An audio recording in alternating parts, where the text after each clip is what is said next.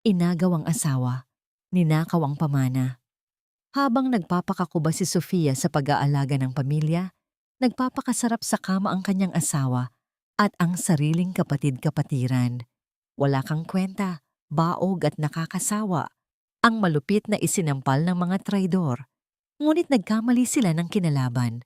Mula sa durog na pagkatao, babangon si Sofia upang bawiin ang lahat.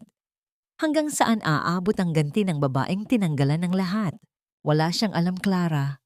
Akala niya, sapat na ang pagiging sunod-sunuran niya sa kusina para manatili ako sa tabi niya. To be honest, nakakasawa na ang pagiging tapat niya.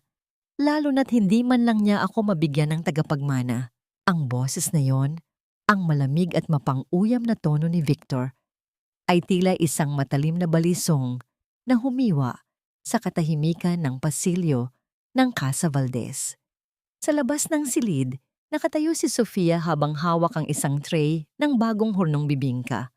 Ang bango ng banayad na tamis ng kakanin at ang usok na nagmumula rito ay katibayan ng 3 oras niyang pagtitiyaga sa mainit na kusina. Dahil alam niyang ito ang paboritong pampalubag loob ng kanyang asawa matapos ang isang mahabang araw sa opisina. Ang init ng tray na kanyang hawak ay unti-unting lumilipat sa kanyang mga palad, ngunit ang kanyang buong katawan ay tila binalot ng yelo nang marinig ang sumunod na hagik-gik. Poor Sofia, she really thinks she's the queen of this house. Hindi niya alam, Victor, na matagal mo nang isinangla ang Casa Valdez para sa bago nating business. What if malaman niya? Boses iyon ni Clara, ang kapatid-kapatiran na itinuring ni Sofia na sariling dugo at laman. Ang 2 taong pinag-alayan niya ng kanyang buhay at pangarap ay kasalukuyang naglulustay ng kanyang pagkatao sa loob mismo ng silid na saksi sa kanyang mga panalangin. Nanikip ang dibdib ni Sofia. Ang hangin sa kanyang mga baga ay tila naging bubog na bawat hininga ay nagdudulot ng hapdi. Ang kanyang mga kamay na sanay sa pagmasa ng harina at pag-aalaga sa bawat sulok ng tahanang ito ay nagsimulang manginig ng hindi mapigil. Hindi nagtagal. Ang tray na gawa sa mabigat na metal ay dahan-dahang nadulas mula sa kanyang nanghihinang mga daliri. Ang tunog ng pagbagsak nito sa makintab na baldosa ay umalingaw-ngaw sa buong pasilyo. Isang malakas na ingay ng pagkabasag na tila hudyat ng pagtatapos ng kanyang mundo. Ang mga piraso ng bibingka na maingat niyang inihanda ay nagkalat sa sahig, marumi at wala ng silbi, tulad ng pagtingin sa kanya ng mga taong mahal niya. Bumukas ang pinto. Lumabas si Victor na kalahati lamang ang suot na barong, habang si Clara ay nakasuot ng manipis na silk robe na pagmamay-ari ni Sofia. Ang mga mata nito ay walang bakas ng hiya, kundi isang mapanuksong kislap. Walang gulat sa mukha ni Victor. Tanging inis lamang ang rumaan sa kanyang mga mata habang tinitingnan ang asawang nakatayo sa gitna ng sariling pagkawasak.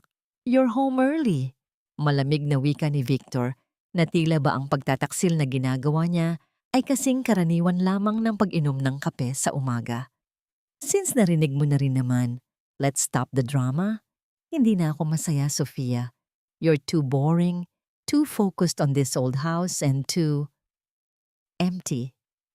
Clara is giving me what you never could. May anak na kami." Ang salitang anak ay tila isang huling hantungan sa pandinig ni Sofia. Ang kanyang sinapupunan na ilang taon niyang ipinagdasal na magkaroon ng buhay ay tila naging isang malawak na disyerto ng kalungkutan. Tumingin siya kay Clara, ang batang babaeng pinulot ng kanyang mga magulang mula sa kalsada, ang babaeng binigyan niya ng lahat ng luho at pagmamahal. Ngunit ang tanging nakita niya ay isang ahas na naghihintay lamang ng pagkakataong manuklaw. "Ate, don't be so dramatic," ani Clara habang humahawak sa braso ni Victor ng may pagmamalaki. "Victor deserves better. At ang Casa Valdez, it's just a pile of old wood and stones. It's time to let go."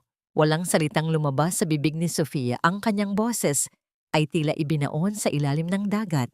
Ang kanyang mga paa ay kusa ng lumingon, papalayo sa silid na yon. papalayo sa mga taong naging dahilan ng kanyang hininga. Bawat hakbang niya palabas ng Casa Valdez ay tila pagtapak sa mga nagbabagang uling. Ang ulan sa labas ay nagsimulang pumatak, malalaki at mabibigat na butil na tila nakikiramay sa bawat patak ng luha na hindi niya mailabas. Habang naglalakad siya sa gitna ng madilim na kalsada, basang-basa at nanginginig sa ginaw, isang tanong ang paulit-ulit na humahampas sa kanyang isipan, kasing lakas ng mga kulog sa kalangitan. Hanggang kailan nga ba dapat magtiis ang isang pusong wala nang ibang ibinigay kundi pagmamahal bago ito tuluyang sumuko sa dilim? At kung ang lahat ng itinayo mo ay gumuho na, mayroon pa bang matitirang dahilan para muling huminga bukas? Ang liwanag ng mga ilaw ng sasakyan ay tila dalawang naglalagablab na mata sa gitna ng madilim at maulang gabi na nagbigay ng biglaang anino sa naniningkit na mga mata ni Sofia. Ang matinding init ng mga gulong na pilit humahabol sa kapit ng basang aspalto ay naglabas ng amoy ng nasusunog na goma. Isang babala ng panganib na muntik ng kumitil sa kanyang hininga. Ngunit sa halip na takot, tanging kapaguran lamang ang naramdaman ni Sofia habang nakatitig sa sasakyang huminto. Ilang pulgada lamang mula sa kanyang nanginginig na tuhod, bumukas ang pinto ng sasakyan at nagmamadaling lumabas si Raul. Ang kanyang mukha ay puno ng takot at pag-aalala. Ang kanyang mga mata ay tila naging salamin ng paghihirap na nakikita niya sa anyo ni Sofia. Hindi na nag-isip ang lalaki. Mabilis niyang binalot si Sofia ng kanyang mga bisig, isang mahigpit at ligtas na yakap na tila pilit binubuo ang mga piraso ng pusong nagkadurog-duro. Sofia, anong ginagawa mo rito? Bakit ka naglalakad sa gitna ng bagyo? Ang tanong ni Raul. Ang boses niya ay nanginginig sa halo-halong emosyon. Ngunit ang tanging tugon ni Sofia ay ang mahinang paghikbi. Ang kanyang mga luha ay humahalo sa malamig na tubig ulan na dumadaloy sa kanyang mukha. Sa loob ng sasakyan ni Raul, ang tanging maririnig ay ang mabagal at maindayog na pag-andar ng wipers sa salamin na tila isang metronomong nagbibilang ng bawat sandali ng katahimikan. Dalhin mo ako sa bahay, Raul. Kailangan kong kunin ang mga gamit ko. Mahinang pakiusap ni Sofia. Ang kanyang tinig ay tila isang tuyong dahon na hinahangin. Sinubukan siyang pigilan ni Raul. Alam niyang ang pagbabalik sa Casa Valdez ay pagpasok muli sa kuta ng mga lobo. Ngunit ang determinasyon sa mga mata ni Sofia ay hindi matatawaran. Pagdating sa harap ng Casa Valdez, ang dating mainit at mapagpatuloy na tahanan ay tila naging isang malamig na kuta. Sa loob ng sala, naghihintay si Victor habang humihigop ng alak. Ang kanyang anyo ay puno ng kayabangan na tila siya ang nagmamay-ari ng bawat butil ng alikabok sa bahay na yon. Huwag kang gumawa ng eksena, Sofia. Isang kahihiyan sa pamilya kung malalaman ng mga kapitbahay na pinalayas ka dahil sa pagiging hysterical mo, ang malamig na bungad ni Victor. Ang bawat salita niya ay punong-puno ng gaslighting. Pilit na ipinapamukha kay Sofia na siya ang may kasalanan sa lahat, na ang kanyang kawalan ng kakayahang magkaanak ang tunay na dahilan ng pagguho ng kanilang pagsasama. Sa likuran ni Victor, lumitaw si Clara na may hawak na panyo sa kanyang mga mata, isang huwad na pag-iyak na tila isang masamang dula sa telebisyon. Ate, isipin mo naman ang utang na loob mo kina nanay at tatay. Gusto mo bang magkagulo tayo sa harap ng lahat? Ang gusto lang namin ay ang katahimikan. Ang mapait na wika ni Clara. Ginamit niya ang alaala ng mga magulang ni Sofia upang lalong ibaon ang pakiramdam ng hiya at pagkakasala sa dibdib ng kanyang kapatid-kapatiran. Ito ang pinakamasakit na bahagi. Ang gamitin ang pagmamahal ni Sofia sa kanyang mga yumaong magulang upang pasukuin siya sa gitna ng kawalan ng katarungan. Hindi na nakapagtitiis si Victor, kinuha niya ang isang lumang maleta mula sa itaas at pilit na isinilid ang ilang piraso ng damit ni Sofia. Sa harap mismo ni Raul, inihagis ni Victor ang maleta palabas ng pinto. Ang bigat ng bag na tumama sa semento ng portiko ay nagdulot ng isang malakas at mapurol na tunog ng pagbagsak na tila hudyat ng tuluyang pagkakaputol ng ugnayang binuo sa loob ng mahabang panahon. Umalis ka na. Huwag mo nang hintayin na ipakaladkad kita sa labas. Yang huling banta ni Victor bago padarag na isara ang malaking pintong kahoy. Nakatayo si Sofia sa labas ng bakal na pintuan ng Casa Valdez habang ang ulan ay patuloy na bumubuhos. Tumingala siya sa banig ng dilim at nakita ang anino ni Clara sa itaas na balkonahe. Dahan-dahang hinahawi ang kortina at may kasamang mapanuyang ng ngiti na tila isang tagumpay ng kadiliman laban sa liwanag. Hawak ni Sofia ang sirang hawakan ng kanyang maleta.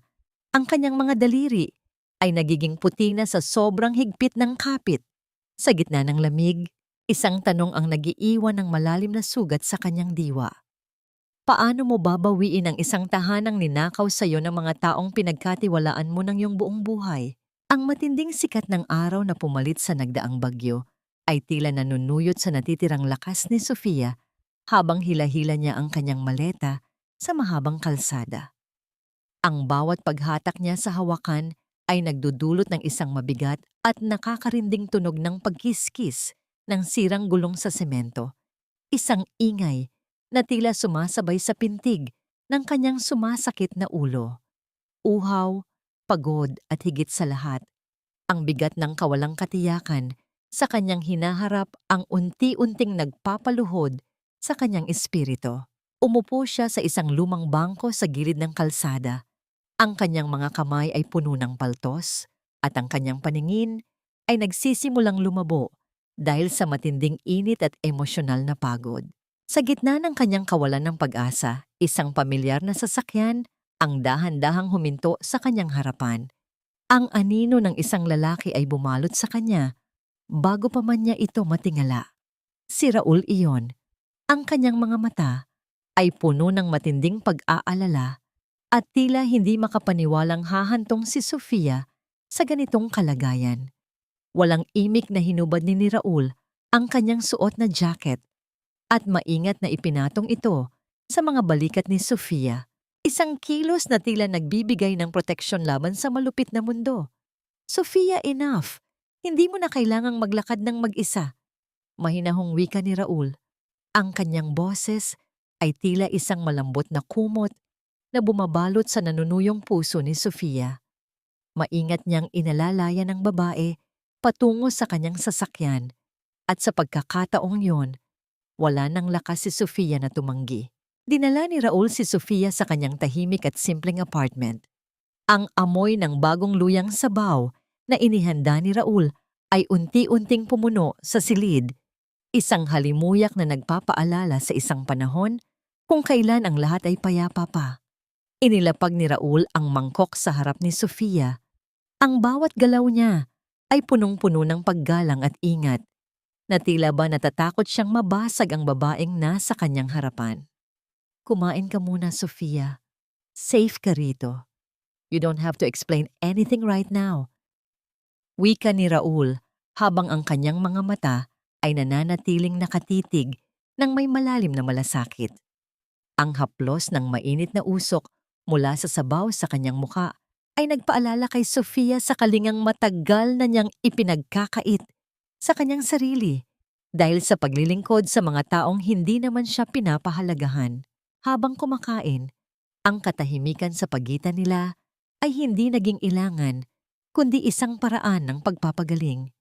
Napansin ni Sofia na habang siya ay nagpapahinga, si Raul ay tahimik na kinuha ang kanyang sirang maleta sa isang sulok. Gamit ang isang maliit na bote ng pandikit at ilang kagamitan, maingat at matiyagang kinukumpuni ni Raul ang sirang gulong nito. Ang tanawin ng isang lalaking may mataas na katayuan na nagtitiyagang ayusin ang kanyang sirang gamit ay nagdulot ng isang kakaibang kirot at kilig sa dibdib ni Sofia. Doon lamang niya na-realize na sa loob ng maraming taon, siya ang palaging nag-aayos sa buhay ng iba. Ngunit si Raul ang unang taong nag-alok na ayusin ang mga nasira sa kanya. Hindi na napigilan ni Sofia ang pagluha. Ang bawat patak ng kanyang luha sa mainit na sabaw ay naging hudyat ng kanyang tuluyang pagsuko sa bigat na kanyang dinadala. Lumapit si Raul at naupo sa kanyang tabi, hindi upang magtanong kundi upang maging sandigan. Ipinatong ni Sofia ang kanyang ulo sa balikat ni Raul at sa bawat paghikbi niya, tila ba may mga tinik na nabubunot mula sa kanyang puso. Hinayaan lang siya ni Raul na umiyak hanggang sa mawala ang lahat ng sakit na kinimkim niya simula ng gabing iyon. Sa loob ng bisig ni Raul, naramdaman ni Sofia na hindi siya kailangang maging malakas para mahalin. Sapat na ang maging siya. Nang tumigil na ang kanyang pag-iyak at ang katahimikan ay muling bumalot sa apartment, ang tanging ingay na maririnig ay ang mahinang pag-ikot ng bentilador sa kisame. Inabot ni Sofia ang kanyang cellphone na nasa ibabaw ng lamesa upang tingnan ang oras, ngunit ang nakita niya ay isang bagong notification mula sa kanyang mobile banking app. Ang liwanag ng screen ay tila isang malupit na paalala ng katotohanan. Sa gitna ng sandali ng kapayapaan, nanlaki ang kanyang mga mata at tila tumigil ang pagtibok ng kanyang puso nang mabasa ang mensahe.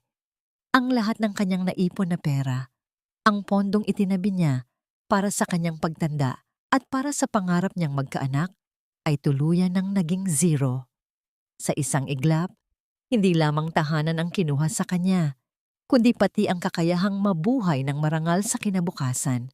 Ang malamig na hangin sa loob ng bangko ay tila isang pader ng yelo na bumalot sa katawan ni Sofia habang nakatitig siya sa teller na nasa likod ng makapal na salamin. Ang tunog ng pagpindot sa keyboard at ang paglabas ng mga numero sa screen ay tila mga hibla ng lubid na dahan-dahang humihigpit sa kanyang leeg. "I'm sorry, ma'am, but the withdrawal was authorized." Ang inyong asawa ay nagpakita ng isang notarized power of attorney 3 araw na ang nakalilipas.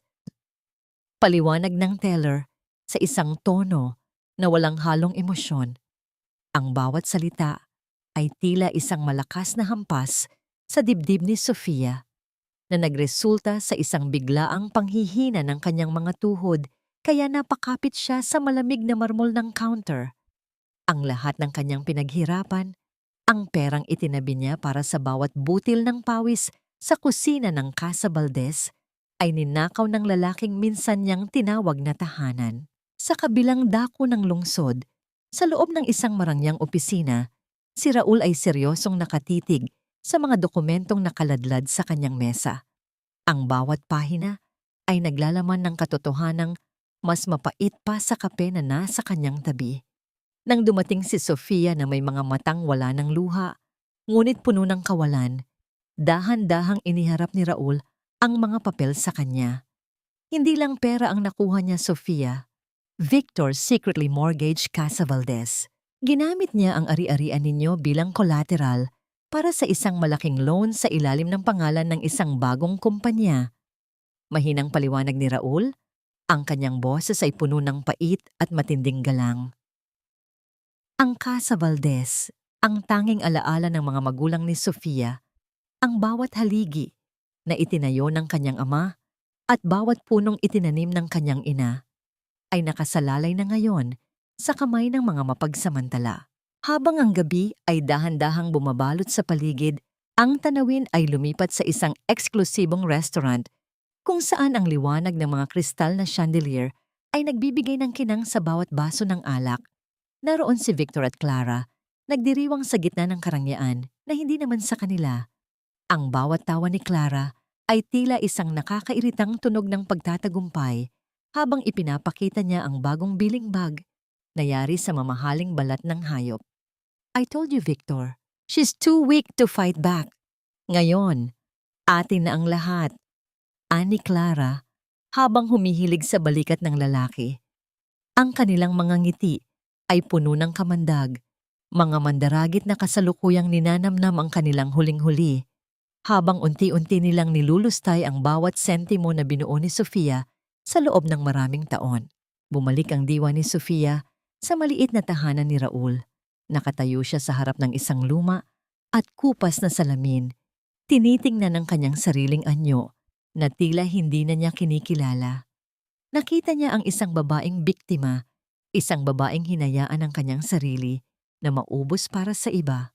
Ang kanyang mga kamay ay dahan-dahang gumalaw patungo sa bulsa ng kanyang suot na jacket at inilabas ang isang lumang tapde na may mga mantsa ng harina at mantika, ang simbolo ng kanyang pagiging alipin sa sarili niyang pamana.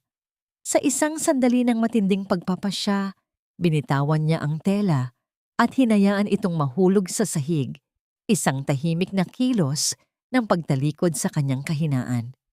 Hindi na muli, Raul. I will take back everything that belongs to my family. Ang kanyang deklarasyon. Ang boses niya ay wala na ang panginginig. Pinalitan na ito ng isang malamig at matalim na determinasyon. Sa gitna ng katahimikan ng gabi, ang biglaang pagliwanag ng screen ng kanyang cellphone ay muling kumuha sa kanyang atensyon.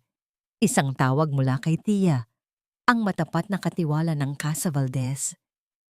Sa pagsagot ni Sofia, ang boses ni Tia ay puno ng takot at paghagulgol na tila may malaking trahedyang nagaganap.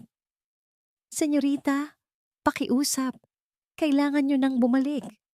Ang mga tauhan ni Victor, ang chainsaw. Pinuputol na nila ang lumang puno ng mangga ni Senyor. Sabi ni Victor, gagawan daw ito ng swimming pool para kay Clara. Ang boses ni Tia ay naputol sa gitna ng matinding ingay ng makina na naririnig sa kabilang linya, isang tunog ng pagngit-ngit ng bakal sa matandang kahoy. Ang puno ng mangga na iyon, ang punong itinanim ng ama ni Sofia noong ipanganak siya, ay dahan-dahang pinapatay, kasabay ng bawat natitirang alaala ng kanyang kabataan. Ang ingay ng matalim na bakal na kumakain sa balat ng matandang punong mangga ay tila isang hiyaw ng sakit na nanggagaling sa kailaliman ng lupa. Sa bawat pag-ikot ng makina, ang mga talsik ng supalpal na kahoy ay tila mga sugat na kumakalat sa hangin, habang ang malapot at mapait na dagta ay dahan-dahang umaagos mula sa malalim na hiwa sa katawan ng puno. Ngunit ang lahat ng ingay at kaguluhan ay biglang naputol nang huminto ang isang itim na sasakyan sa harap ng Casa Valdez. Bumaba si Sofia, ang kanyang tindig ay tuwid, at ang kanyang mga mata ay tila dalawang nagniningas na uling sa gitna ng malamig na umaga. Kasunod niya si Raul, na may hawak na isang puting sobre na tila isang sandata sa gitna ng digmaan. Itigil niyo yan! Stop this madness right now! Ang utos ni Sofia, ang boses niya ay hindi sumisigaw, ngunit may otoridad na nagpatahimik maging sa mga tauhan ni Victor. Lumapit si Raul at inilahad ang dokumentong naglalaman ng utos mula sa hukuman, isang temporary restraining order. Victor, ayon sa batas, bawal mong baguhin o sirain ang anumang bahagi ng Casa Valdez habang hindi pa nare-resolba ang usapin sa pagmamay-ari. Isang galaw pa ng makinang yan at tinitiyak ko sa iyong sa selda ka magpapalipas ng gabi. Ang mariing wika ni Raul. Ang bawat salita ay may bigat ng katarungan. Ang mukha ni Victor ay naging kulay ube sa tindi ng galit. Ang kanyang mga kamao ay nakakuyom habang tinititigan ang kanyang dating asawa at ang lalaking laging nasa tabi nito. You think this piece of paper will save you, Sofia? This is my property now. Wala kang karapatang diktahan ako sa kung anong gusto kong gawin sa pamana ng mga magulang mo. Sigaw ni Victor. Pilit na itinatago ang kanyang kaba sa likod ng malakas na boses. Lumapit si Victor kay Raul. Ang kanilang mga balikat ay halos magdikit sa tindi ng tensyon. Lawyer ka lang, Raul. Huwag kang masyadong pakialamero. Baka hindi mo magustuhan ang susunod na mangyayari. Ngunit hindi natinag si Raul. Sa halip, mas lalo pa niyang hinalangan ang pagitan ni Victor at Sofia. Ang kanyang katawan ay nagsisilbing isang hindi matitinag na kuta.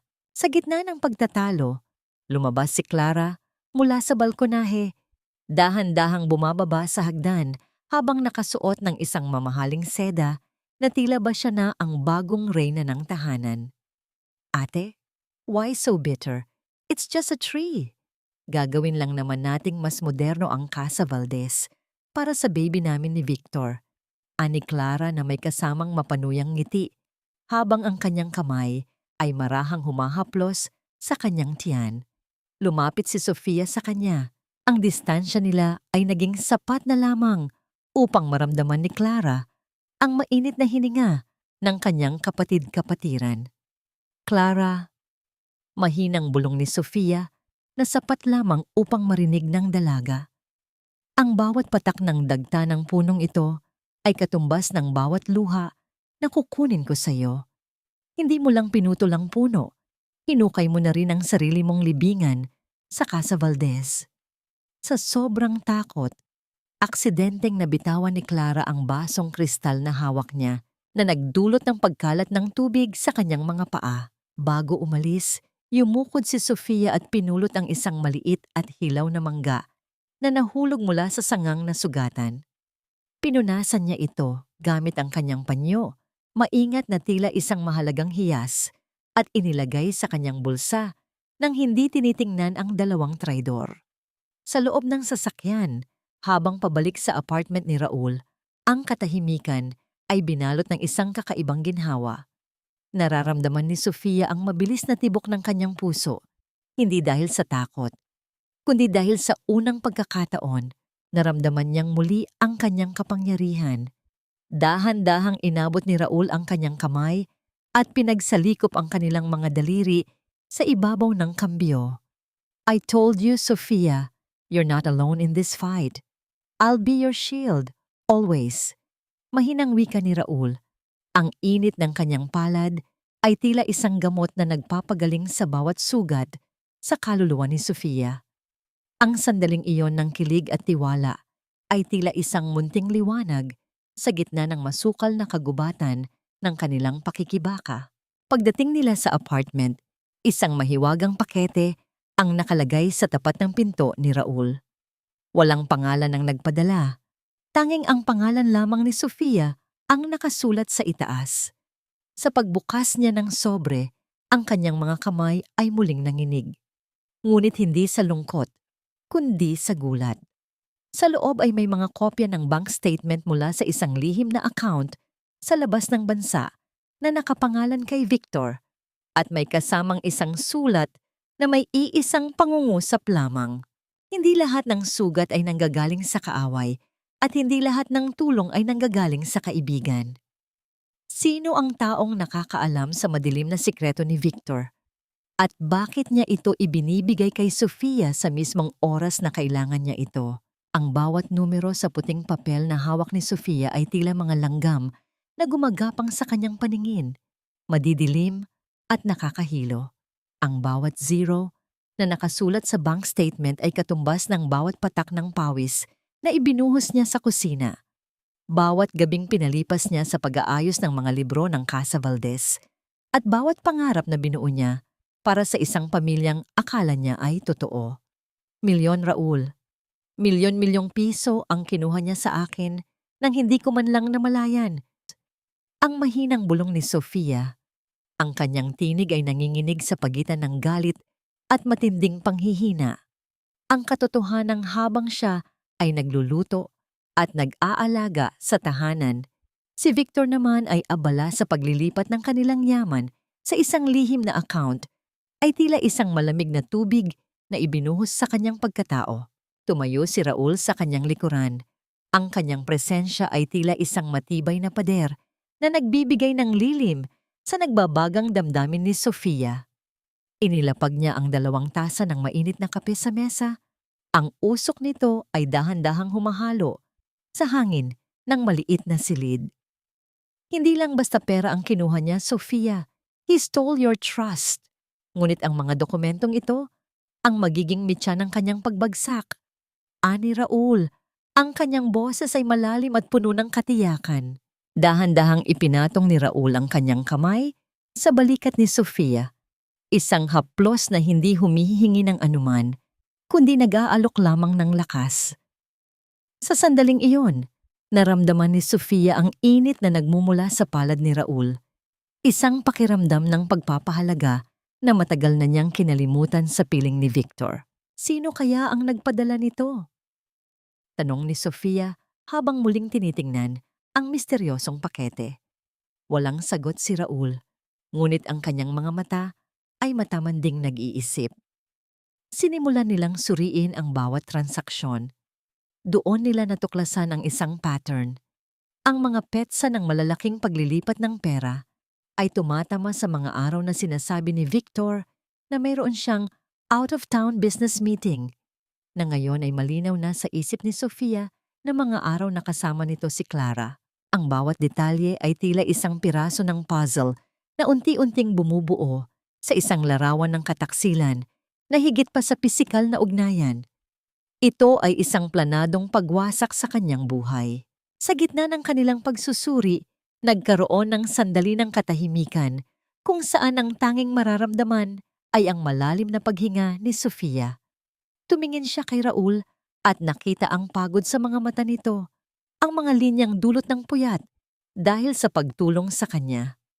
"Bakit mo ito ginagawa, Raul? Bakit ka nananatili sa tabi ko kahit na wala na akong maibibigay sa'yo?" Tanong ni Sofia.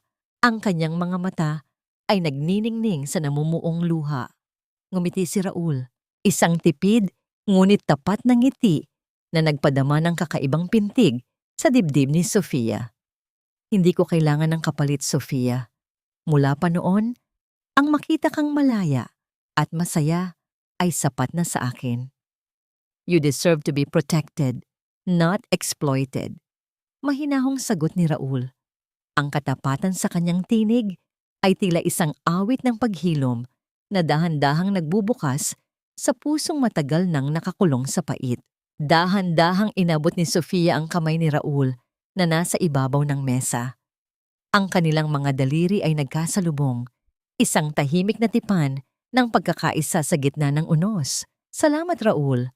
Dahil sa iyo natutunan ko ulit na hindi lahat ng tao ay ahas. Mayroon pa palang mga tulad mo na handang lumaban para sa katotohanan." Wika ni Sofia. Ang sandaling iyon ng paglalapit ng kanilang mga loob ay tila isang fade to black na tagpo sa isang pelikula, kung saan ang emosyon ay mas malakas pa kaysa sa anumang pisikal na haplos.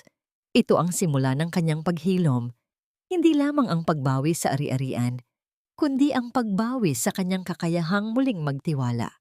Ngunit ang kapayapaang iyon ay muling nagambala nang mapansin ni Sofia ang isang maliit na marka sa likod ng sobre na naglalaman ng mga bank statement. Isang maliit na selyo na may disenyong pamilyar sa kanya. Isang disenyong tanging ang mga matatandang kliyente lamang ng Casa Valdez ang gumagamit. Biglang bumalik ang kanyang alaala sa isang babaeng madalas bumisita sa kanyang ama noong nabubuhay pa ito.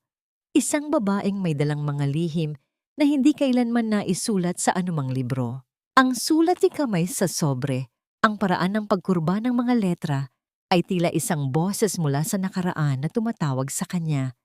Sino ang babaeng ito at anong papel ang ginampanan niya sa buhay ng kanyang ama na may kinalaman sa kasalukuyang pagtataksil ni Victor? "Iyong mga lumang gamit na yan, itapon niyo na sa basura. This is no longer a museum of a dead woman. This is my home now."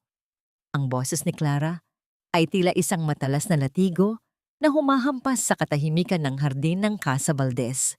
Mula sa malayo, nakatayo si Sofia sa gilid ng gate. Ang kanyang mga mata ay naniningkit sa hapdi habang pinapanood ang kanyang kapatid-kapatiran na itinutapon ang mga kagamitan sa paghahalaman ng kanyang yumaong ina. Ang mga kalawanging gunting at luma, ngunit maingat na inalaga ang mga paso, ay walang awang inihahagis sa isang malaking tumpok ng basura. Sa bawat pagbagsak ng mga bakal sa semento, tila may bahagi ng puso ni Sofia ang nadudurog, isang alaala ng kanyang kabataan na pilit binubura ng isang taong pinagkatiwalaan niya ng kanyang buhay. Nakita niya si Tia, ang matapat na katiwala, na nakaluhod sa harap ni Clara habang umiiyak at nakikiusap. "Senyorita Clara, pakiusap po, huwag ang mga ito." Ito na lang ang natitirang alaala ni Senyorita Sofia sa kanyang ina. Ang pagsusumamo ni Tia, ang kanyang mga kamay ay nanginginig sa takot at lungkot. Ngunit sa halip na maawa, isang malamig na sipa sa isang bakanting paso ang isinagot ni Clara na naging sanhi ng pagkabasag nito sa harap mismo ng matanda. Ang mga piraso ng luwad ay nagkalat sa lupa, tila mga luha ng nakaraan na hindi na muling mabubuo. Ang pagmamalupit na ito ay hindi lamang paglilinis ng bahay. Ito ay isang ritual ng pagpawi sa bawat bakas ng pagkatao ni Sofia sa loob ng sarili niyang pamana. Hindi na nakapagpigil si Sofia. Lumakad siya ng mabilis patungo sa hardin.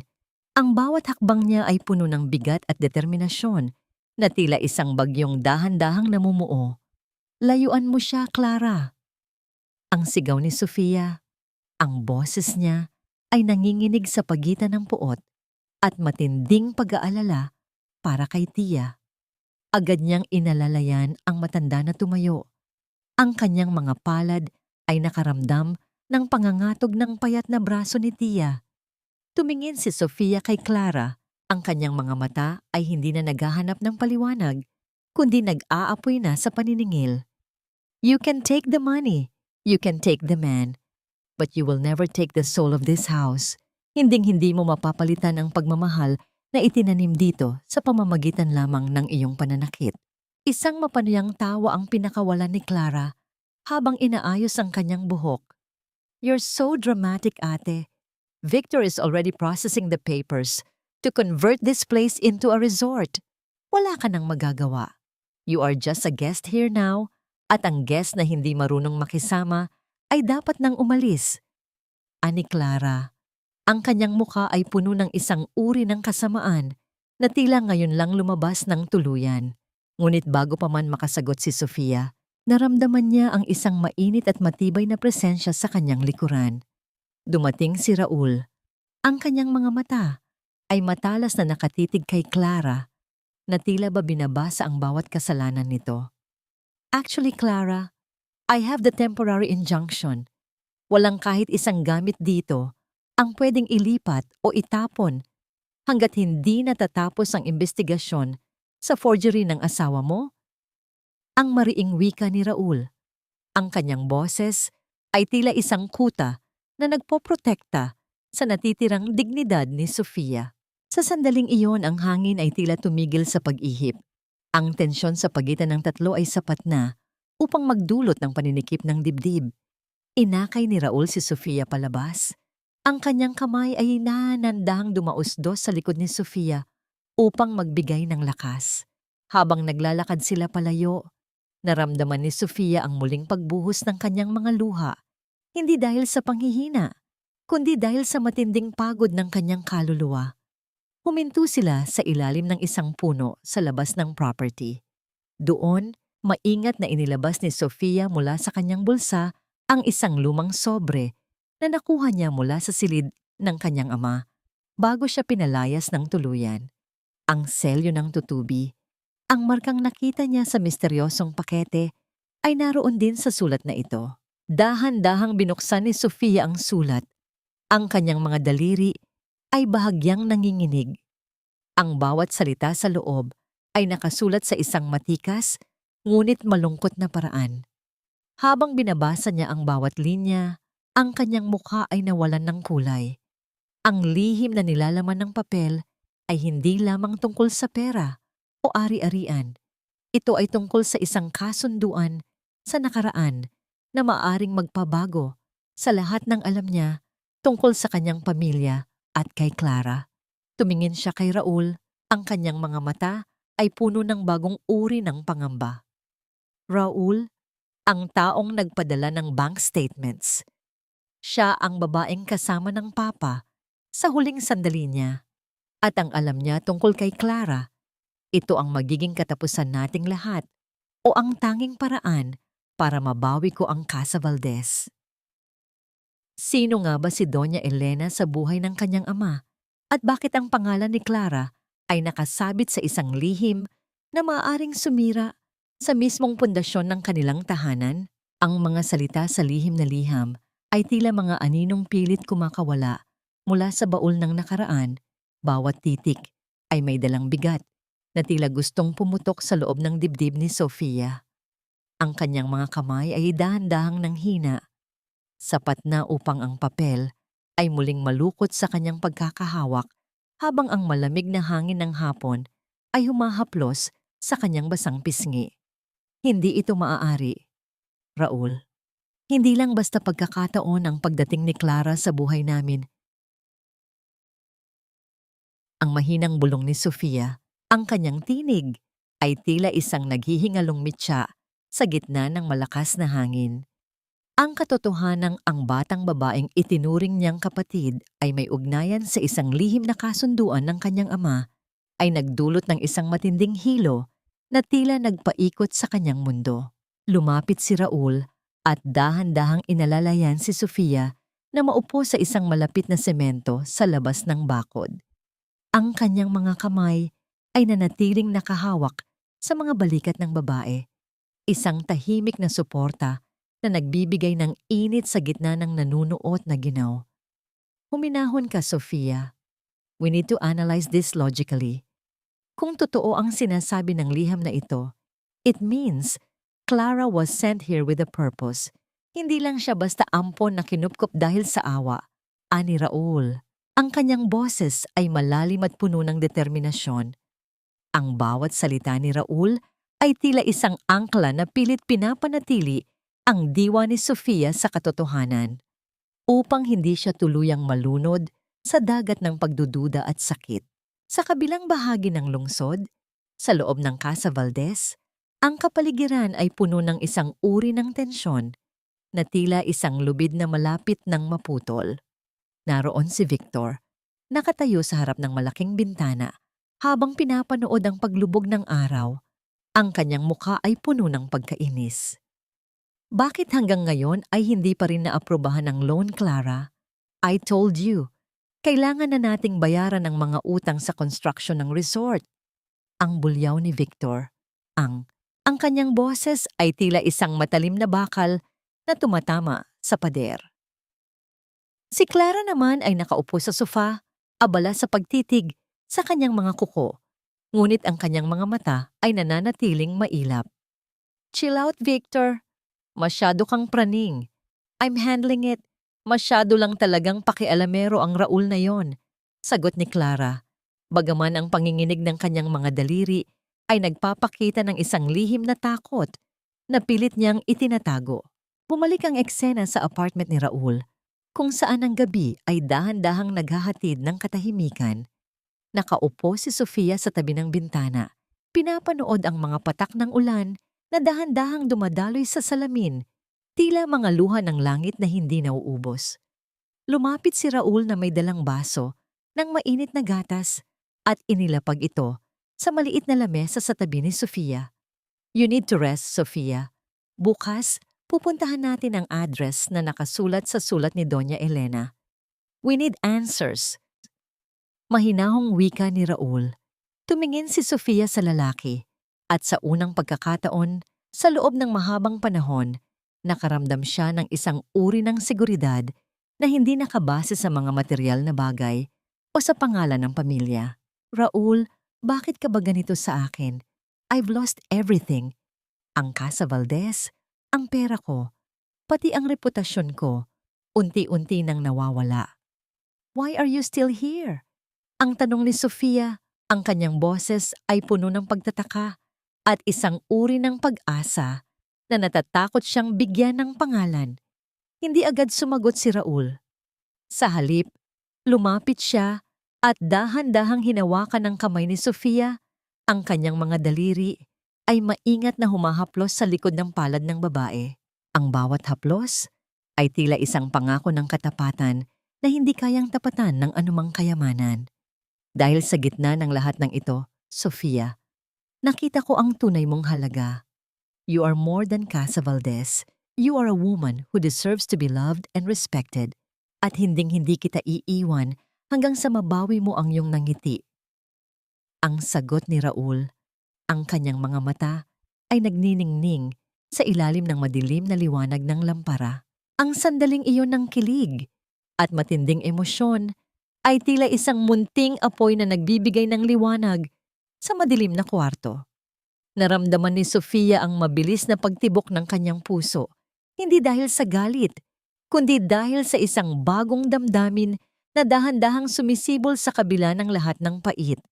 Ipinatong niya ang kanyang ulo sa balikat ni Raul at sa bawat paghinga nila, nang sabay, tila ba ang bigat ng mundo ay unti-unting nababawasan. Ngunit sa gitna ng katahimikan, ang kanyang isipan ay muling bumalik sa pangalan ni Doña Elena at sa lihim na ugnayan nito sa kanyang ama. Bago tuluyang makatulog si Sofia, ang kanyang paningin ay nahulog sa isang maliit na litrato ni Clara na nasa loob ng kanyang bag. Isang lumang litrato noong unang araw na dumating ito sa kanilang bahay. Napansin ni Sofia ang isang maliit na pendant na suot ng batang Clara sa litrato. Isang hugis ng tutubi na yari sa ginto. Biglang nanlamig ang kanyang buong katawan nang ma-realize na ang selyo sa sobre ni Doña Elena ay eksaktong katulad ng disenyo ng pendant na iyon.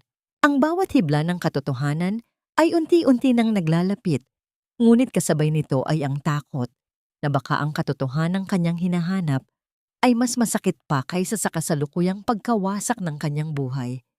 Sino ba talaga ang pumatay sa katahimikan ng kanilang pamilya? Ang ambisyon ba ni Victor?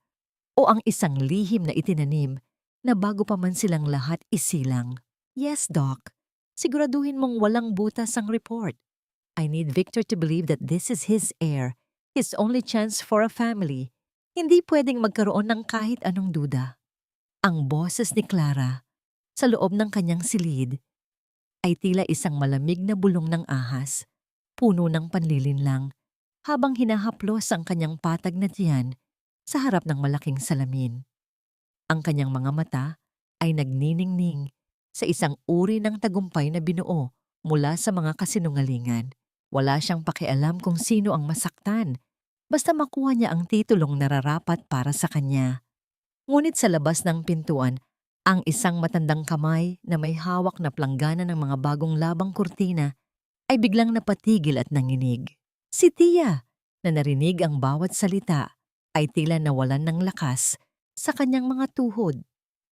Ang katotohanang ang pagbubuntis ni Clara ay isa lamang palabas upang tuluyang makuha ang loob ni Victor at itaboy ang alaala ni Sofia ay naging sanhi ng matinding pait sa kanyang lalamunan.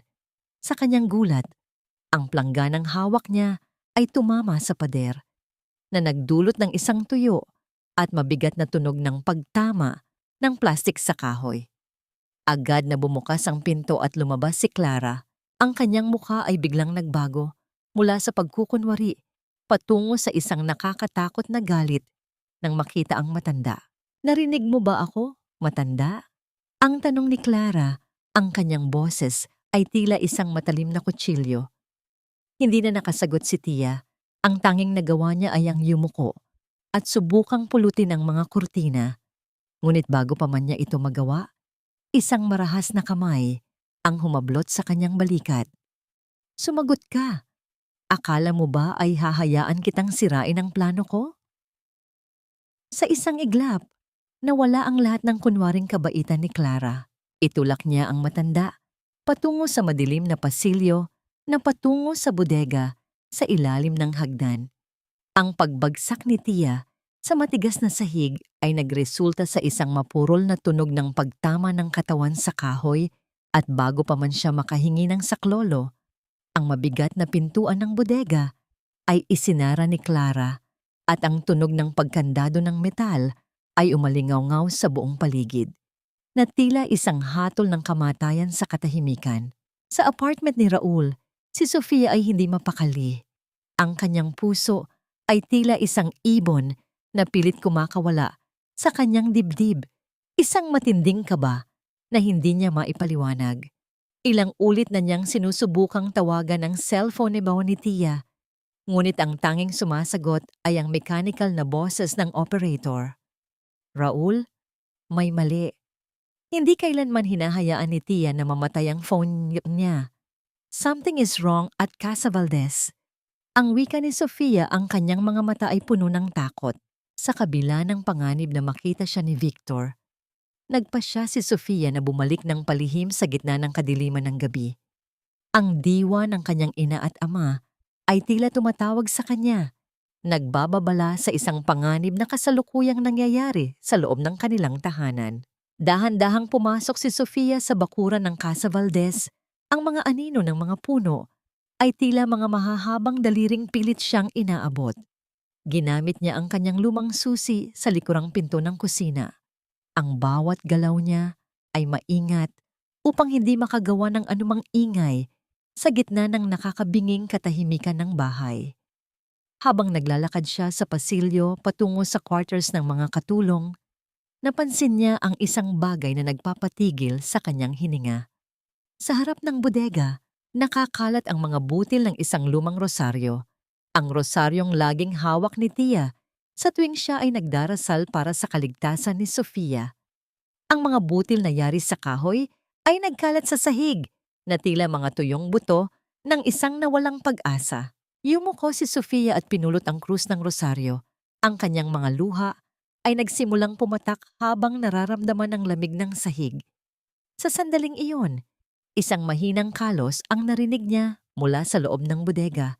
Isang tunog ng isang taong hirap na humihinga at pilit na kumakatok sa makapal na kahoy. Tia? Tia, ikaw ba yan? Ang pabulong na tanong ni Sofia. Ang kanyang boses ay nanginginig sa takot. Ngunit bago pa man siya makahanap ng paraan upang buksan ang pinto, isang malamig na hangin ang umihip sa kanyang likuran at ang pakiramdam ng isang presensya ay biglang bumalot sa kanya. Isang mabigat na anino ang dahan-dahang tumabon sa kanyang kinalalagyan at bago pa man siya makalingon, isang matigas na bagay ang tumama sa kanyang paningin na nagdulot ng isang biglaang paglamlam ng paligid hanggang sa ang lahat ay tuluyang lamunin ng kadiliman. Ang malamig na semento ay tila isang malupit na kumot na yumayakap sa nangihinang katawan ni Sofia habang dahan-dahan siyang nagigising mula sa kawalan ng may. Ang bawat tibok ng kanyang puso ay tila isang mabigat na martilyo na humahampas sa loob ng kanyang bungo na nagdudulot ng matinding kirot sa likod ng kanyang ulo kung saan siya tinamaan. Ang amoy ng alikabok, lumang kahoy at amag ay pumasok sa kanyang ilong. Isang halimuyak ng pagkalimot at kapabayaan. Sa gitna ng makapal na kadiliman, naramdaman niya ang magaspang na sahig sa ilalim ng kanyang mga palad habang pilit niyang inuunawa kung nasaan siya.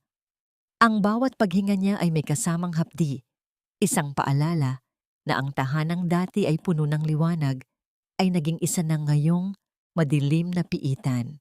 Isang mahinang ungol, tila isang naghihingalong bulong, ang narinig ni Sofia mula sa kabilang sulok ng silid. Tia? Tia, ikaw ba yan? Ang pabulong niyang tanong. Ang kanyang tinig ay tuyot at nanginginig sa takot. Sa halip na sagot, naramdaman niya ang isang tuyong kamay na dahan-dahang humawak sa kanyang braso. Ang init ng balat ni Tia, bagaman mahina, ay tila isang mitya ng pag-asa sa gitna ng kadiliman. Nagyakap ang dalawa. Ang kanilang mga luha ay tahimik na dumadaloy habang nadarama ang bawat panginginig ng isa't isa. Ang bawat paghikbi ni Tia ay tila isang sumbat.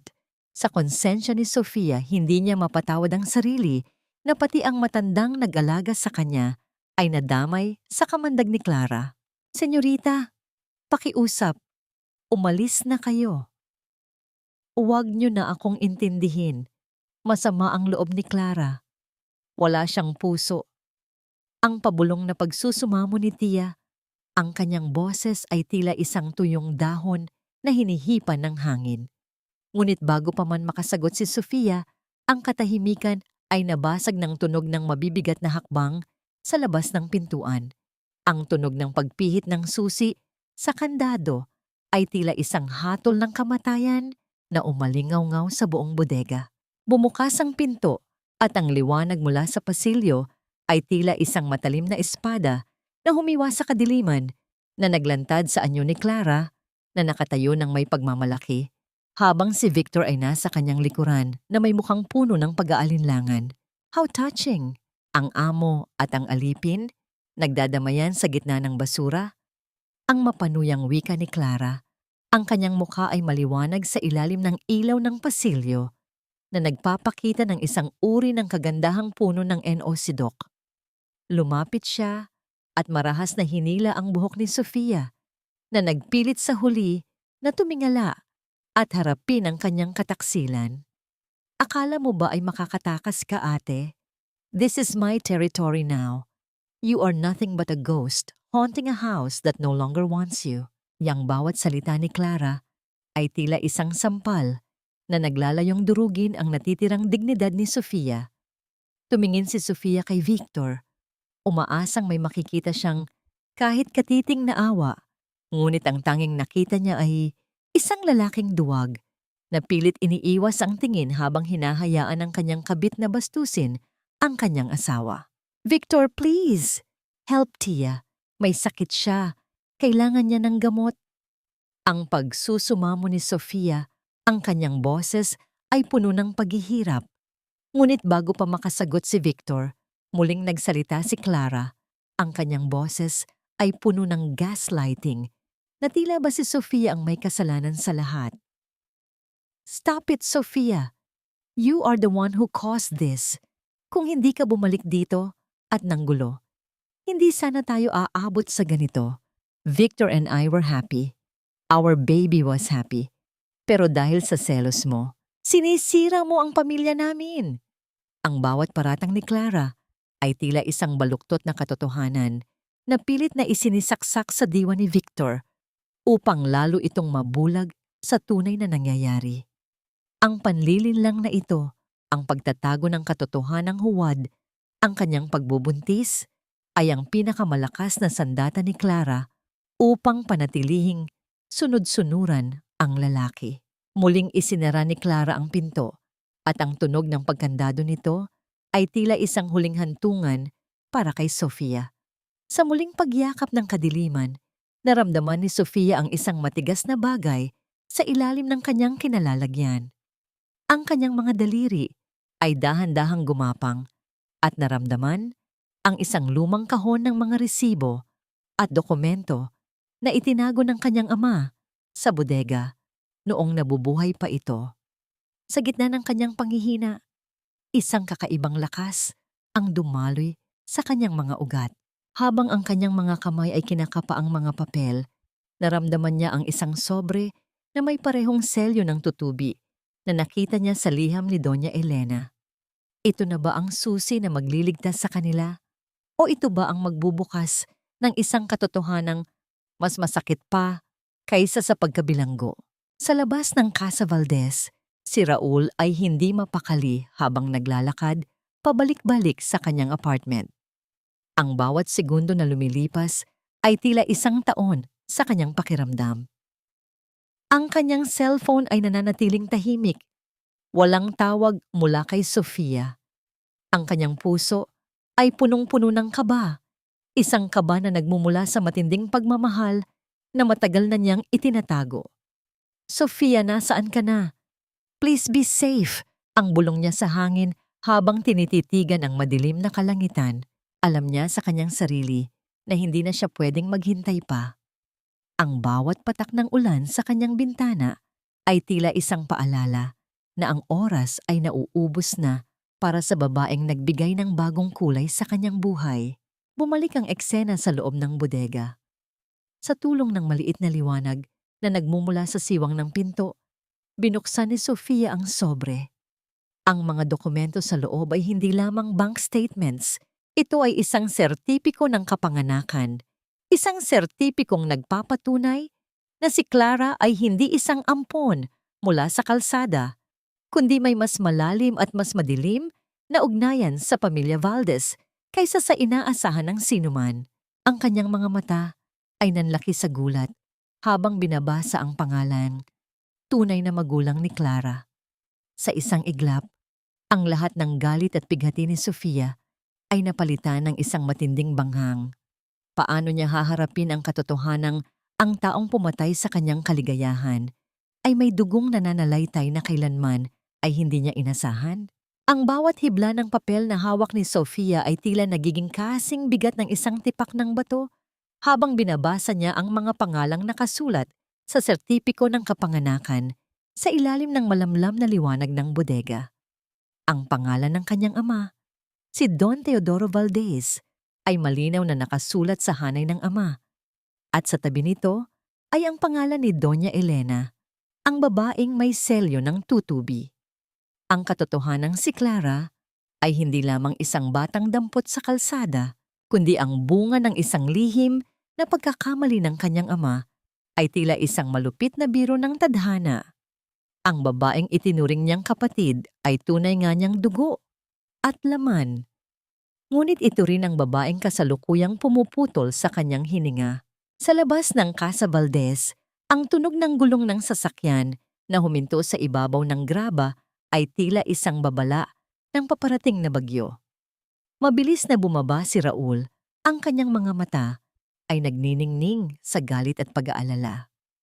Ang bawat hakbang niya sa marmol na sahig ng beranda ay naglalabas ng isang matigas at determinadong tunog ng sapatos na tila ba bawat tapak niya ay nagpapahayag ng kanyang hindi matitinag na paninindigan.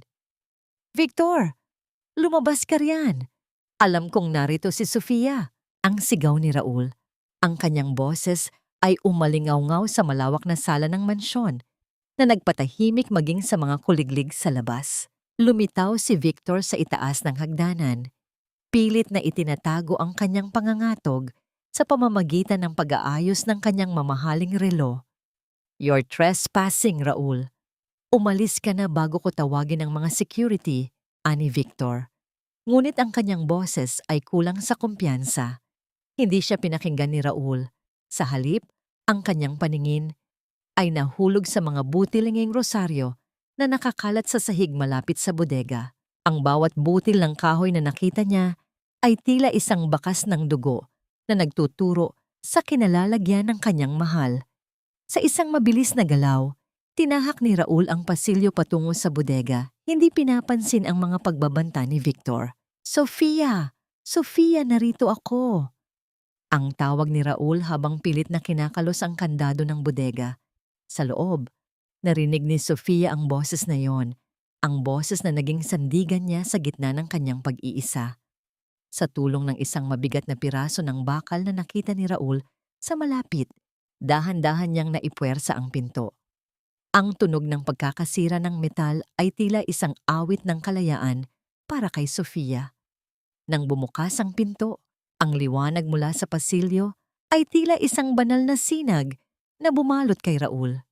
Agad siyang lumapit at binuhat si Sofia, habang ang mga tauhan ni Raul na kararating lang ay inalalayan ang nanghihinang si Tia. Sa loob ng sasakyan, habang mabilis silang lumalayo sa Casa Valdez, ang katahimikan ay binalot ng isang matinding emosyon. Nakasandal si Sofia sa dibdib ni Raul. Nararamdaman ang mabilis at malakas na tibok ng puso ng lalaki. Isang ritmo ng pag-ibig at takot na muntik na siyang mawala. Dahan-dahang hinaplos ni Raul ang buhok ni Sofia. Ang kanyang mga daliri ay nanginginig pa rin sa tindi ng pinagdaanang kaba. "I'm sorry. I'm so sorry na nahuli ako." Ang pabulong na wika ni Raul. Ang kanyang boses ay puno ng pagsisisi at lalim ng damdamin. Hinawakan ni Sofia ang kamay ni Raul at dahan-dahang idinampi ito sa kanyang pisngi. Ang sandaling iyon ng kilig at seguridad ay tila isang gamot na nagpapahinto sa bawat sakit na nararamdaman niya. "Raul, she's my sister." Ang mahinang bulong ni Sofia. Ang kanyang mga mata ay nananatiling nakapikit habang ang mga luha ay patuloy na dumadaloy. Ipinakita niya ang lukot na sertipiko ng kapanganakan na kanina pa niya hawak ng mahigpit. "Clara is my father's daughter. Kaya pala ganoon na lamang ang pagtanggap sa kanya ni Papa noon. It was guilt, Raul. Isang lihim na itinago sa amin ni Mama sa loob ng maraming taon." Ang katotohanan ito ay tila isang panibagong sugat, ngunit kasabay nito ay ang pagsibol ng isang plano. Kung si Clara ay isang Valdez, ibig sabihin ay mayroon siyang karapatan sa mana. Ngunit meron din siyang pananagutan sa mga batas ng pamilya na nilabag niya. Pagdating nila sa apartment ni Raul, maingat na inihiga ni Raul si Sofia sa kama. Kumuha siya ng maligamgam na tubig at dahan-dahang pinunasan ang mga dumi sa mukha at kamay ni Sofia. Ang bawat dampi ng bimpo ay tila isang pagpapala, isang paraan ng pagpapakita ni Raul na sa kanyang paningin, si Sofia ay mananatiling isang reyna kahit na wala na itong korona. Magpahinga ka na, Sofia. From now on, hindi na tayo depensa lang. We will take the offensive, ani Raul habang tinititigan ng babae ng may matinding pagsamba. Ang kanilang mga mata ay nagtagpo at sa lalim ng tingin na yon, tila may isang tahimik na kasunduan na nabuo. Ang kanilang laban ay hindi na lamang tungkol sa ari-arian, kundi tungkol sa pagbawi sa dangal na binalahuran ng kataksilan. Bago tuluyang makatulog si Sofia sa ilalim ng pagbabantay ni Raul, muli niyang naalala ang mga salita ni Doña Elena sa sulat. Ang katotohanan ay tila isang lason kung hindi handa ang puso, ngunit ito rin ang tanging gamot sa isang pamilyang binuo sa kasinungalingan. Habang ang kanyang diwa ay dahan-dahang nilalamon ng antok, isang bagong pangamba ang pumasok sa kanyang isip. Kung si Clara ay tunay na Valdez, sino ang taong nagbigay ng mga dokumentong ito kay Sofia? Sino si Doña Elena sa kasalukuyan? At bakit tila mas marami pa siyang alam kaysa sa mga taong nasa loob mismo ng Casa Valdez? Ang laban ay kasisimula pa lamang at ang pinakamalaking sikreto ay tila hindi pa ganap na nailalantad. Ang mga kristal na chandelier sa malawak na bulwagan ng Casa Valdez ay nagniningning ng labis na tila mga bituin na pilit itinatago ang kadilimang namamayani sa loob ng tahanan. Ang marahang pagtama ng mga baso ng alak sa isa't isa ay lumikha ng tunog na tila mga kristal na pangarap na malapit ng mabasag habang ang halimuyak ng mga mamahaling bulaklak ay humahalo sa amoy ng mapanghe at huwad na tagumpay. Ipinagdiriwang ni Victor ang ika-50 anibersaryo ng Casa Valdez. Ngunit ang layunin nito ay hindi ang pagpaparangal sa nakaraan, kundi ang formal na pagtalikod sa kasaysayan ng pamilya Valdez upang gawin itong isang modernong resort na pagmamay-ari nila ni Clara. Nakatayo si Victor sa gitna ng entablado.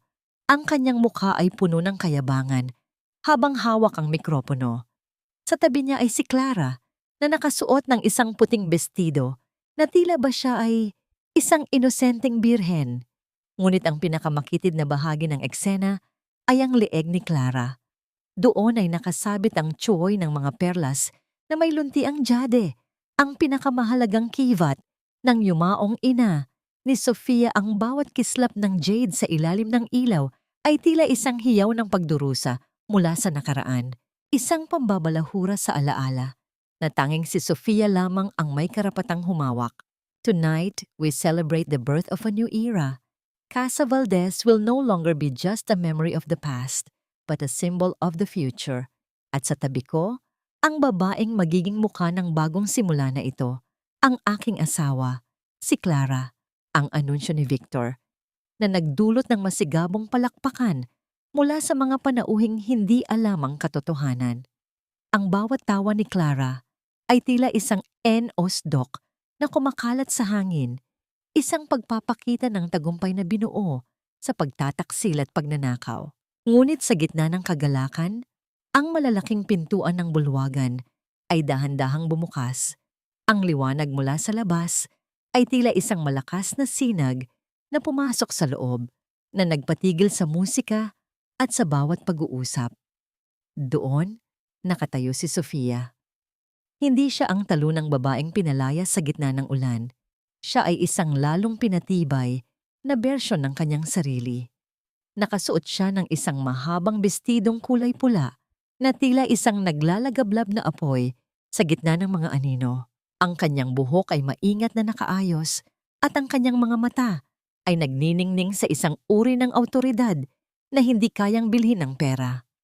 Sa kanyang likuran, nakatayo si Raul. Ang kanyang presensya ay tila isang matibay na haligi na nagbibigay ng proteksyon at dignidad sa babaeng kanyang sinasamba. Ang bawat paghakbang ng matutulis na sapatos ni Sofia sa makintab na marmol ay naglalabas ng tunog ng paniningil, isang ritmo na tila nagpapabilis sa tibok ng puso ng bawat nakakakita sa kanya. Ang mga panauhin na dati ay nakatingin nang may paghangga kay Victor at Clara ay dahan-dahang lumingon at tumabi, na tila ba kusang nagbibigay ng isang mahaba at tuwid na pasilyo para sa tunay na reyna ng Casa Valdez. Ang sandaling iyon ng paggalang ay tila isang mahika na bumura sa lahat ng kasinungalingang itinayo ng mga traidor sa loob ng ilang linggo. Nang makarating si Sofia sa harap ng entablado, ang kanyang paningin ay diretsong nahulog sa tsuoy ng perlas na suot ni Clara. Ang bawat hibla ng kanyang pagkatao ay nanginginig sa galit, ngunit ang kanyang mukha ay nanatiling kalmado at puno ng dangal. It's a beautiful party, Victor. Too bad it's built on a foundation of sand and stolen dreams. Ang wika ni Sofia, ang kanyang boses, ay malinaw at umalingaw-ngaw sa bawat sulok ng bulwagan na nagpatahimik maging sa pinakamahinang bulungan. Namutla. Si Victor, ang kanyang kamay na hawak ang baso, ay bahagyang nanginig, habang si Clara ay pilit na itinatago ang kanyang takot sa likod ng isang mapanuyang ngiti. Ate, bakit ka nandito? You're making a scene. This is a private event. Ani Clara, ang kanyang boses ay bahagyang pumipiyok sa tindi ng kaba. Lumapit pa si Sofia ng isang hakbang. Ang kanyang mga mata ay nanatiling nakatitig sa jade pearls. Isang manipis at malamig na ngiti ang sumilay sa kanyang mga labi. Isang ngiting tila nagbababala ng isang paparating na sakuna. I'm not making a scene, Clara. I'm just here for a general cleaning. Napansin ko kasi na masyado ng maraming basura sa loob ng bahay ng mga magulang ko at dumating na ang oras para ilabas ang lahat ng dumi. Ang mga panauhin ay nagsimulang magbulungan, ang tensyon sa hangin ay naging kasing talas ng isang balisong. Ang bawat mata ay nakatitig sa tatlong tauhan sa gitna, naghihintay kung anong susunod na mangyayari. Tumingin si Sofia kay Raul at isang maikling tango ang naging hudyat ng simula ng kanilang pag-atake. Ang misteryosong USB na hawak ni Raul ay dahan-dahan niyang inabot sa teknisyan na nasa gilid, habang si Sofia ay nananatiling nakatayo sa harap ng kanyang mga kaaway nang may hindi matitinag na paninindigan. Hanggang saan kaya kayang panindigan ni na Victor at Clara ang kanilang mga kasinungalingan kapag ang katotohanan ay nagsimula nang isigaw ng mismong mga pader ng Casa Valdez? Ang katahimikan sa loob ng bulwagan ay naging kasing bigat ng isang libingan, habang ang bawat mata ng mga panauhin ay nakatuon sa malaking screen sa likod ng entablado. Ang liwanag mula sa projector ay nagpakita ng mga dokumentong hindi kailanman inasahan ng sinuman, mga kopya ng bank transfers na nagpapatunay sa unti-unting paglipat ni Victor ng pondo ng Casa Valdez patungo sa isang lihim na account, at ang bawat pirma niya ay tila mga bakas ng isang magnanakaw sa gitna ng gabi. Ngunit ang mas nakakapanghilo sa lahat ay ang tunog ng isang pag-uusap na umalingaw-ngaw sa buong silid. Ang boses ni Clara na mayabang na ipinagmamalaki kung paano niya niloloko ang lahat tungkol sa kanyang pagbubuntis upang tuluyang makuha ang tiwala ni Victor at ang yaman ng mga Valdez. Hindi totoo yan, lies. Sinisiraan mo lang kami, Sofia. Ang sigaw ni Victor. Ang kanyang boses ay pumiyok sa tindi ng hiya at takot habang nakikita ang pagbabago sa mukha ng kanyang mga kaibigan at kasosyo sa negosyo. Ang mga bulungan ng mga tao ay tila isang dambuhalang alon na unti-unting lumulunod sa kanyang kayabangan. Lumingon si Victor kay Clara. Ang kanyang mga mata ay naniningkit sa galit. You, sabi mo sa akin totoo ang lahat.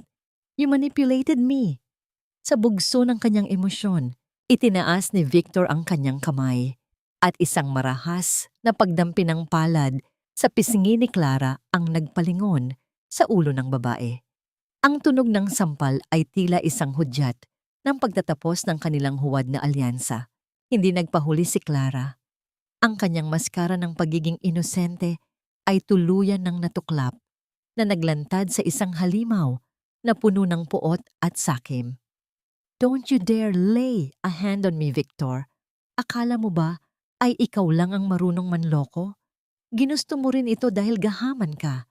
You wanted more power and I gave you the excuse to take it. Ang sigaw ni Clara, ang kanyang muka, ay naging kasing talas ng isang ahas habang dinuduro ang lalaking minsan niyang sinabihan ng mga salitang matatamis. Ang kanilang pag-aaway sa harap ng lahat ay tila isang madilim na dula na nagpapakita ng tunay na kulay ng kanilang mga kaluluwa. Sa gitna ng kaguluhan, nanatiling kalmado si Sofia, ang kanyang tindig ay tila isang matibay na kuta na hindi matitinag ng anumang bagyo. Lumapit siya kay Clara at sa isang mabilis ngunit marahang galaw, hinawakan niya ang tsoy ng perlas na suot nito. Ang bawat daliri ni Sofia ay nanginginig sa pagitan ng pait at ginhawa habang dahan-dahang kinakalos ang lock ng alahas. This doesn't belong to you, Clara. This necklace was worn by a woman of honor, a woman who knew the meaning of sacrifice. You are not fit to touch even a single bead of it. Ang malamig na wika ni Sofia. Nang makuha niya ang alahas, maingat niya itong ibinalot sa kanyang panyo.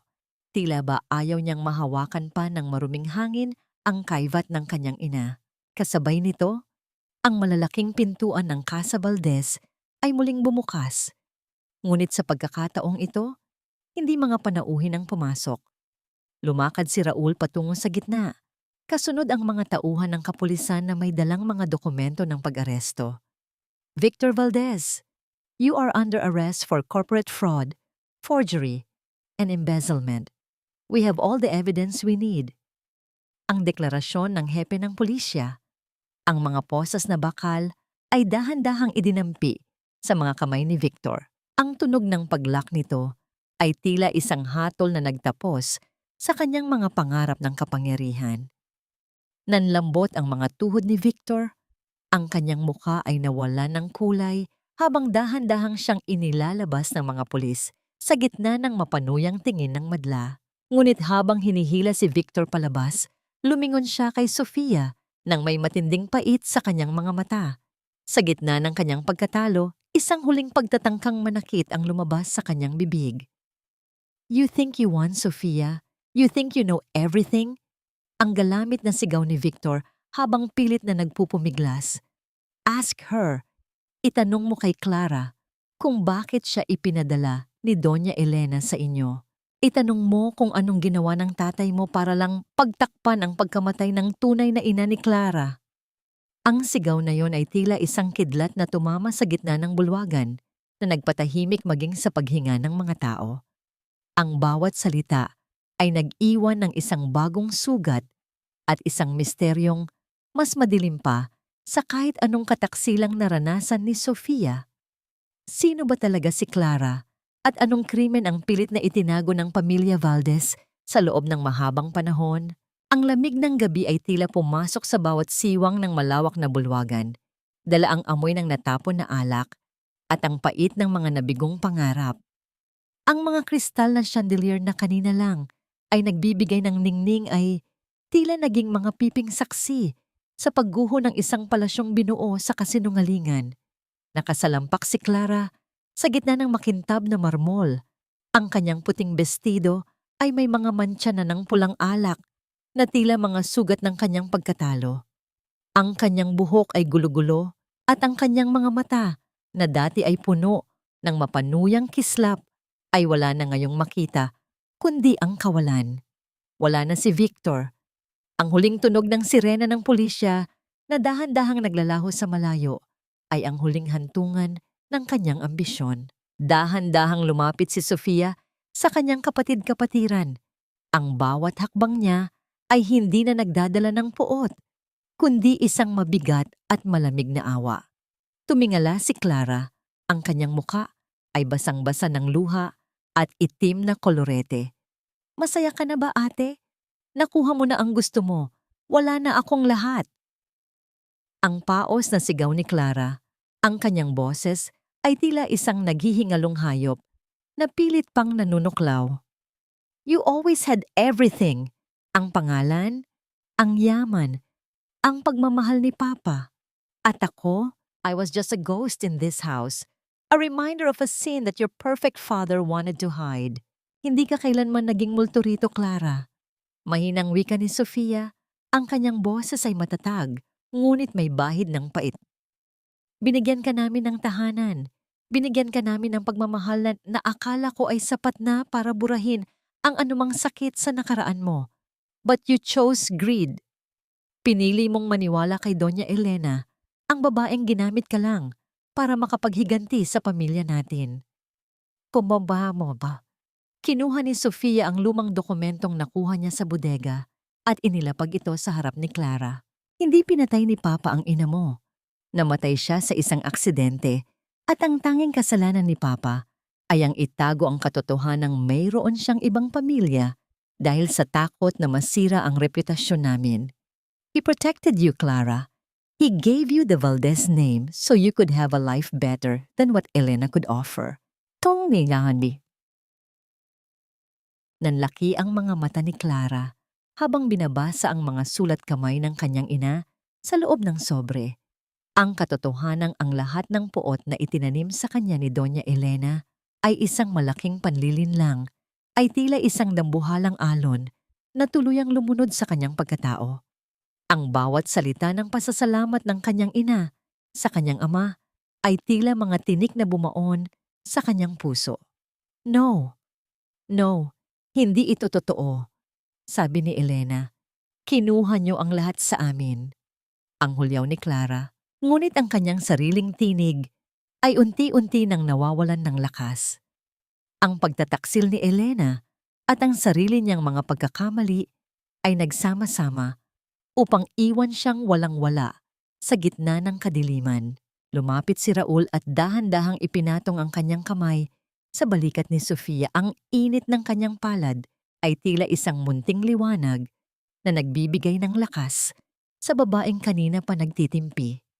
Clara, tapos na ang laro. Ang lahat ng assets na kinuha niyo ni Victor ay na-freeze na ng korte.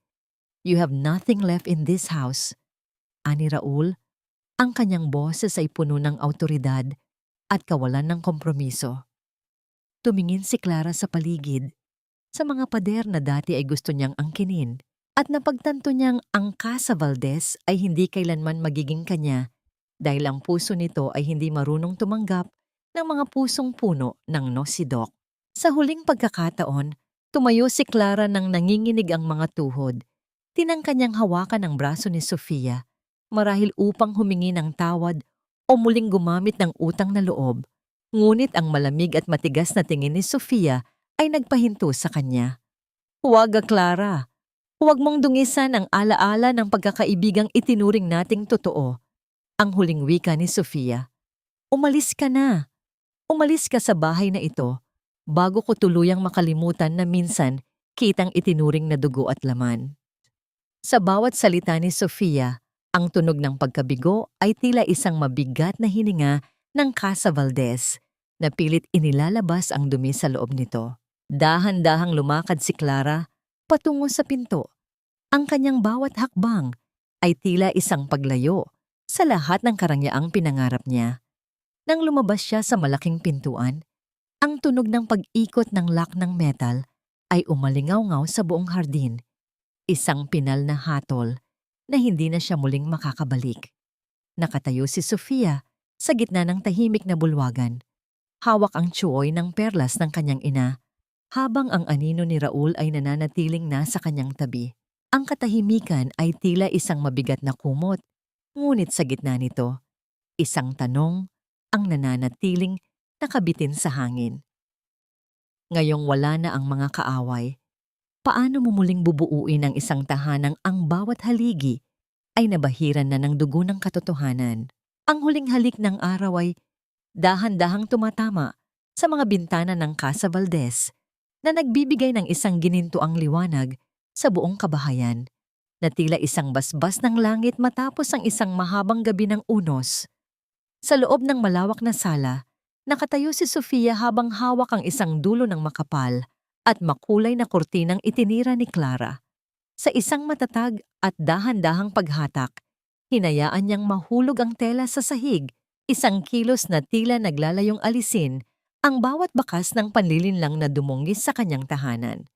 Ang tunog ng pagdausdos ng tela sa makinis na sahig ay tila isang hininga ng ginhawa mula sa mismong mga pader ng mansyon, na tila ba ang bahay ay muling nagigising mula sa isang masamang panaginip.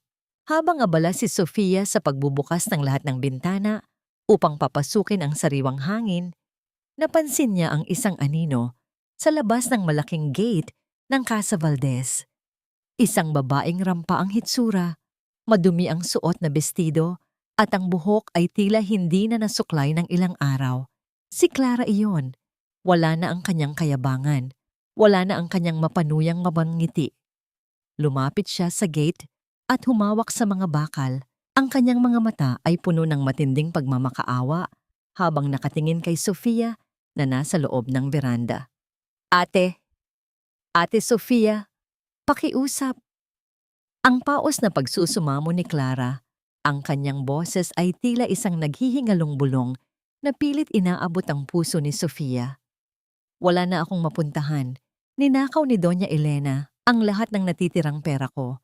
Pakiusap, isipin mo ang utang na loob natin sa isa't isa bilang magkapatid. Dahan-dahang lumakad si Sofia patungo sa gate. Sa bawat hakbang niya, naramdaman niya ang bigat ng nakaraan, ang bawat tawa at luhang pinagsaluhan nila ni Clara. Ngunit nang makarating siya sa harap ng kanyang kapatid-kapatiran, ang tanging nakita niya ay ang katotohanang ang pag-ibig ay hindi sapat upang baguhin ang isang taong pinili, ang kadiliman. Pinatatawad na kita, Clara. Mahinang wika ni Sofia, ang kanyang boses ay kalmado, ngunit may pinalidad na tila isang huling hantungan. Pinatatawad kita, hindi dahil karapat-dapat ka, kundi dahil ayaw ko nang bitbitin ang bigat ng galit ko sa'yo sa bawat paggising ko sa umaga. Ngunit ang pagpapatawad ay hindi nangangahulugang may puwersa ka pa sa buhay ko. Naglabas si Sofia ng isang maliit na sobre mula sa kanyang bulsa at iniabot ito sa pagitan ng mga rehas ng gate.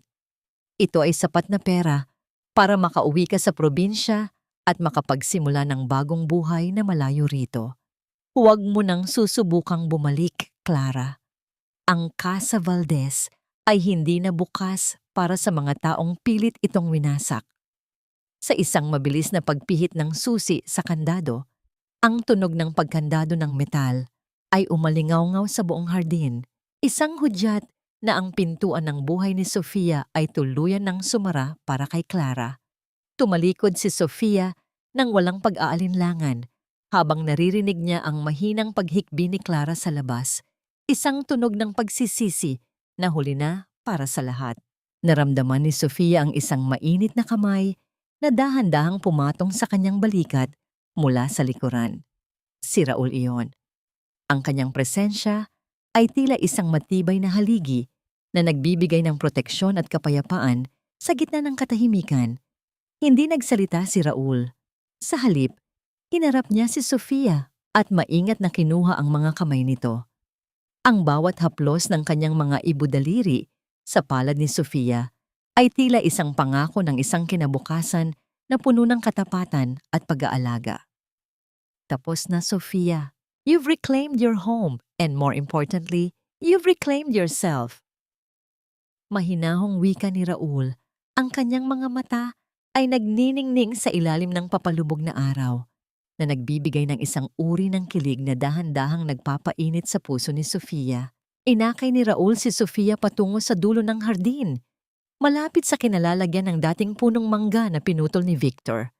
Doon, kasama si Tia na may daladalang maliit na pala, ay may nakahandang isang maliit na mam ng punong mangga, isang bagong buhay na handang itanim. Magkasamang lumuhod si Sofia at Raul sa basang lupa. Ang bawat paghukay nila sa lupa ay tila isang paraan ng paglilibing sa lahat ng pait at dusa ng nakaraan. Maingat nilang inilagay ang maliit na puno sa butas at ang kanilang mga kamay ay nagtagpo habang dahan-dahang ibinabalik ang lupa sa paligid nito. Ang pakiramdam ng magaspang na lupa at ang init ng kamay ni Raul ay nagbigay kay Sofia ng isang uri ng kaligayahan na matagal na niyang akalang nawala na. Dito magsisimula ang bagong Casa Valdez. Raul, ang bulong ni Sofia habang nakasandal ang kanyang ulo sa balikat ng lalaki. Ang tunog ng banayad na hangin na humahaplos sa mga dahon ng paligid ay tila isang awit ng pagsilang. Dahan-dahang lumingon si Raul at idinampi ang kanyang mga labi sa noo ni Sofia, isang halik na puno ng paggalang at matinding pagmamahal. Sa sandaling iyon, ang katahimikan ng paligid ay naging isang banal na saksi sa kanilang sumumpa, na kahit anong bagyo pa ang dumating, mananatili silang magkasama upang bantayan ang bawat munting liwanag na sisibol sa kanilang buhay.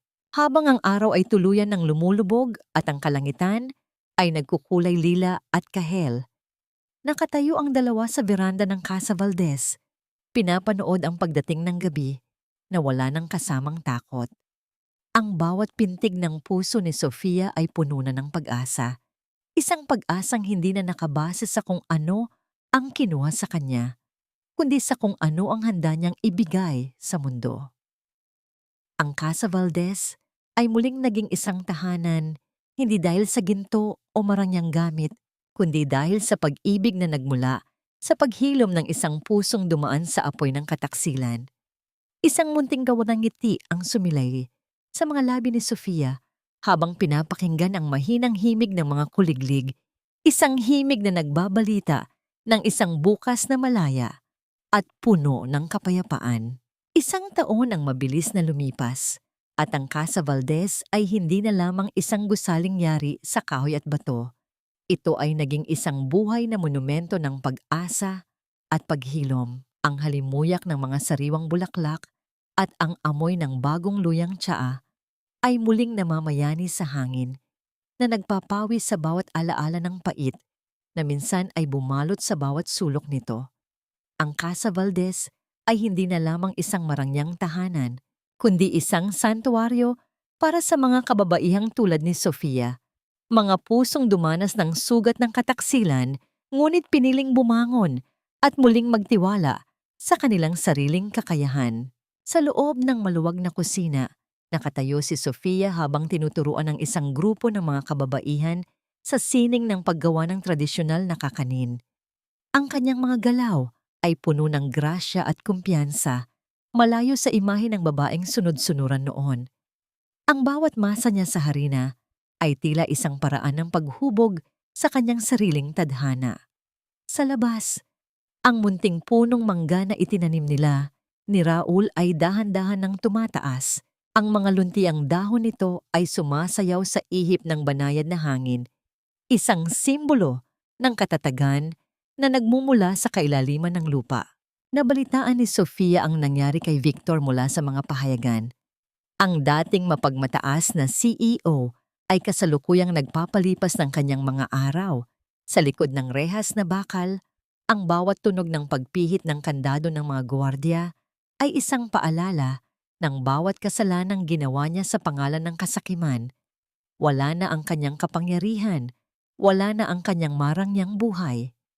Si Clara naman ay nananatili sa isang malayong probinsya, nagtatrabaho sa mga bukirin upang mabuhay, isang tahimik at mapagpakumbabang buhay na malayo sa kinang ng lungsod na pilit niyang ninakaw. Para kay Sofia, ang pagpapatawad ay hindi nangangahulugang paglimot sa sakit, kundi ang pagpili na huwag nang hayaan ng mga taong ito na magkaroon ng kapangyarihan sa kanyang kaligayahan. Sa paglubog ng araw dumating si Raul mula sa opisina.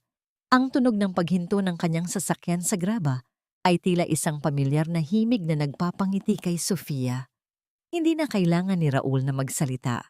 Sa isang tingin pa lamang, nadarama na ni Sofia ang lalim ng pagmamahal at paggalang na matagal na niyang hinahanap.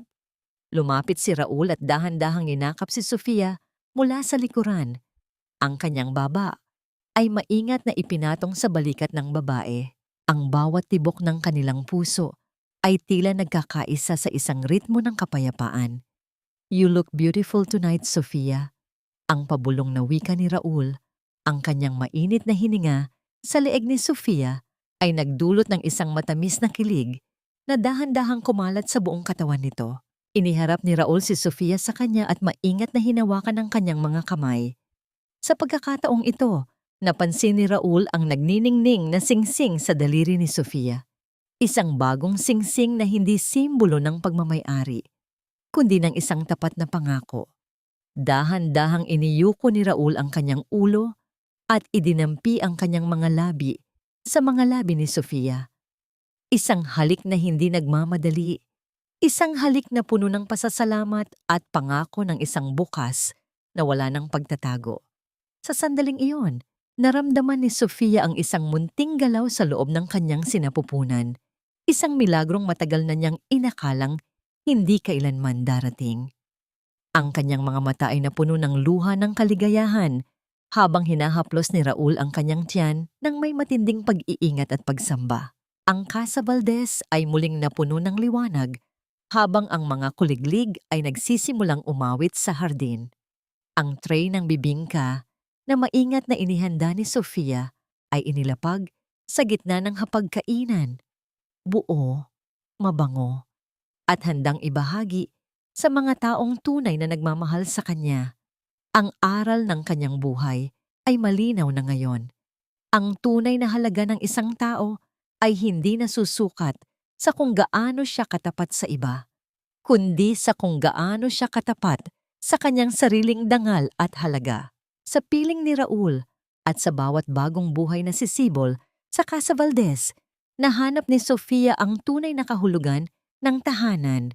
Isang lugar kung saan ang bawat sugat ay nagiging bahagi ng isang mas magandang kwento ng pag-ibig at tagumpay.